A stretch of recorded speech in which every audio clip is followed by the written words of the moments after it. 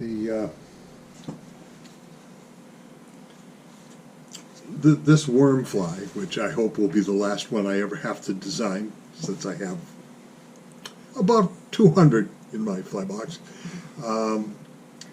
was inspired by Woody Mills and his new book about worm hatches.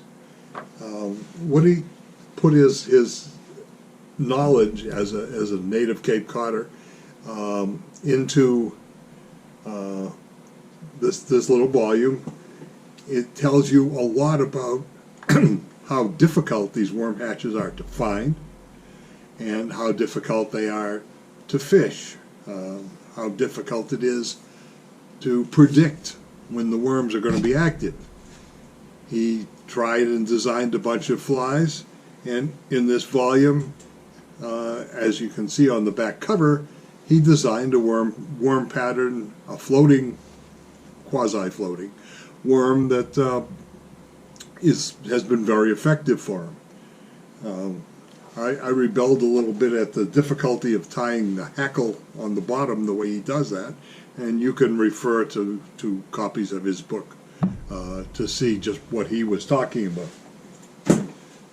So what I did was take a mustad hook.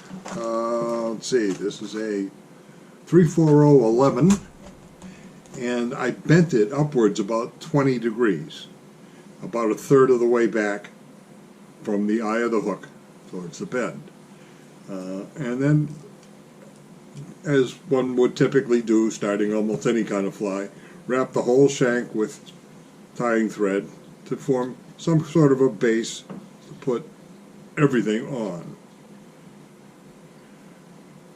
I thought as Woody Mills did, that a nice little tail would be a useful thing to have on the fly, and in deference to Woody, I used the same two colors. I didn't use exactly the same materials, but a bit of rabbit fur in brown and then black to create a little bit of movement on the back end of the fly.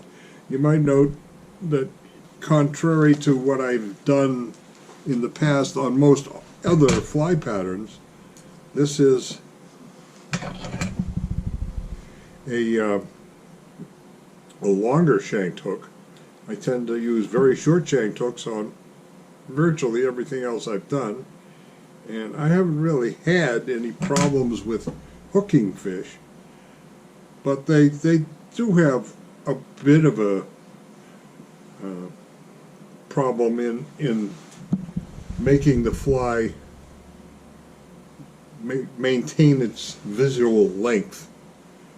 So we want this fly to not only be as long as most worms usually look to be, but we want it to swim.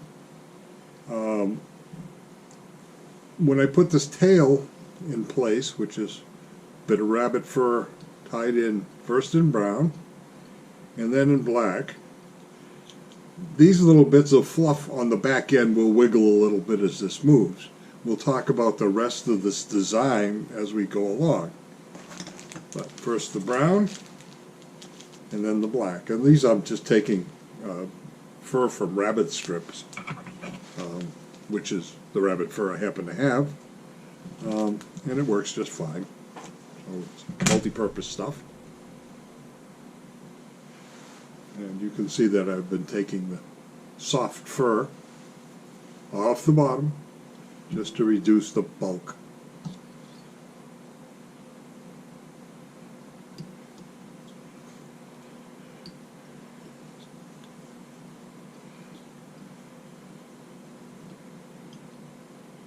Woody used a rather flat fly, laying foam on top of his hook shank.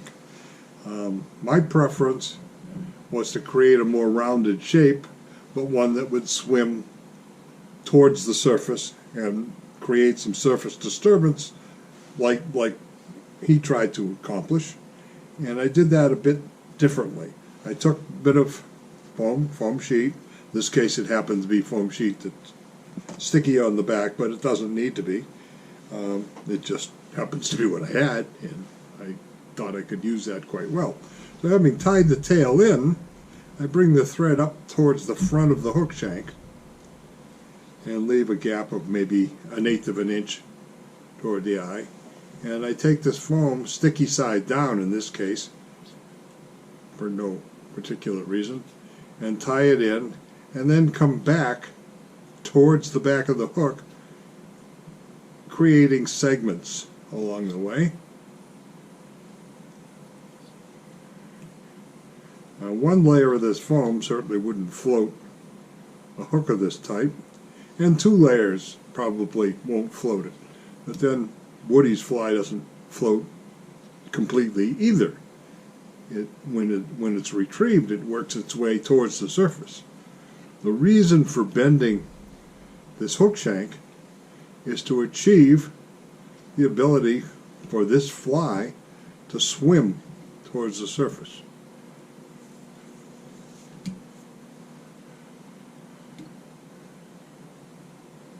So by wrapping right back to the base of the tail with this foam, I've created some segments. It looks like a worm's body, but not enough foam. When this fly is retrieved, and when you look at the underside, it will swim upward because this portion where it is bent upward is flat on the bottom, where the foam comes together on the bottom of the hook back here on the flatter portion. So this flat causes the fly to rise upward in the water column, and the fly swims towards the surface. And you'll see as we go along that it's designed to create a disturbance on the surface, a little bee-wake, much like a real clamworm type of emergence. I've taken a hackle from this saddle, which is obviously chartreuse and black, but the feelers on the worms are sort of an orangey green. So what I did was took an orange Sharpie, a marker, and I colored the hackle with the marker to make it a kind of an orangey chartreuse.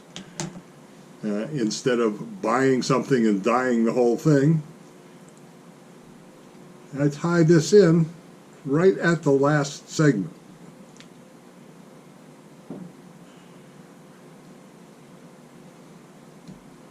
And then bring the thread forward 1 segment, leaving the hackle hanging off to the side.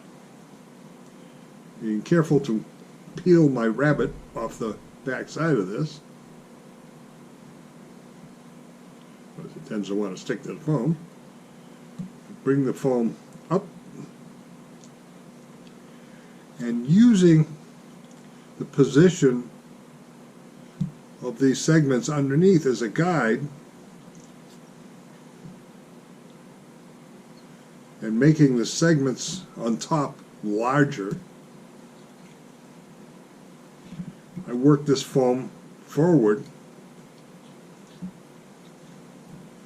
still leaving this little section in the front. Then I could take an olive marker and color the back of the worm, the top section of the foam. Oh, if you look at the real worm, it's for the most part an olivey color, but there is a decided section of reddish pink on the bottom. We'll just overdo that and leave the whole bottom pink.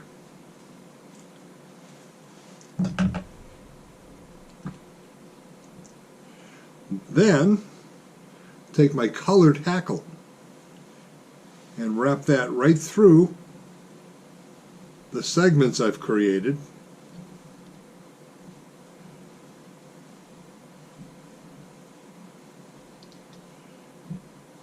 finishing in front of the bit of foam which is standing up nicely, tying it off with a few wraps. Then I can remove all the excess. Now I've created legs that completely surround the fly, and if I were to be entirely realistic, I'd trim these off top and bottom, but I don't think it needs to be done that way at all. Make a little more olive. As the first coat dries, you can darken it a bit with another coat. Now, the head and the tail end of these still have a black spot in place. And while we try and avoid dropping this on the floor, we're going to color the very back end segment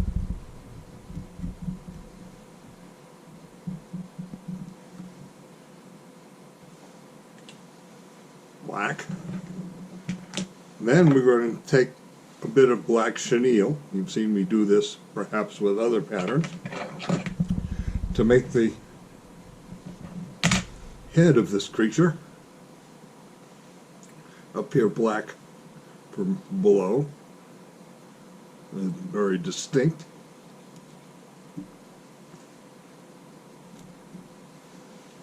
You're going to make a few wraps of this black chenille, tie it off,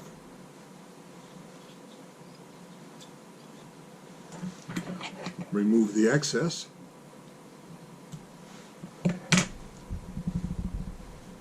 and then pull the foam up over the top. Pull it back and then wrap a bunch of turns right in front of it so that stands up. Having done that,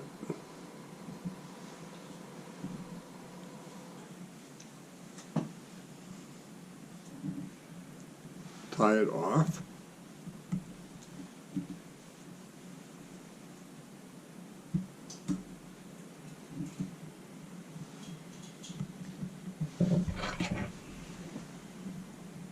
Cut the thread away, and then like you might do in creating a gurgler, leave a little piece standing up and kind of round the edges to create a little dam, which will create water disturbance.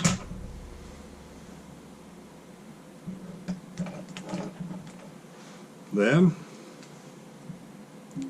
blacken that.